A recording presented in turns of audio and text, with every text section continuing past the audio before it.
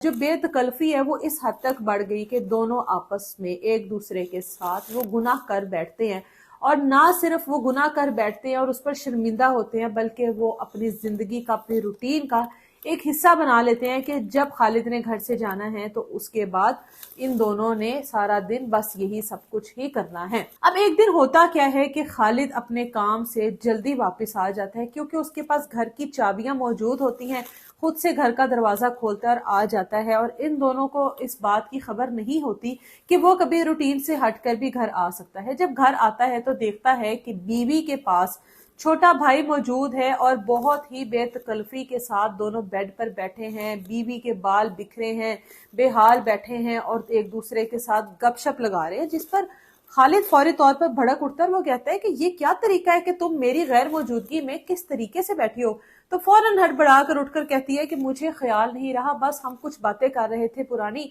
जिसके बाद ध्यान नहीं रहा। आबिद से कहता है कि तुम्हें शर्म नहीं आती कि तुम अपनी भाभी के साथ किस तरीके से बैठे हुए हो, कोई शर्म नहीं है, तुम्हें कोई ख्याल नहीं है। जिस पर वो कहता है कि भाई क्या हो गया, मेरी भाभी है, मैं तो वैसे ही पुरानी बातें याद कर रहा था, आप तो बिला वजह ही गुस्सा कर रहे हैं।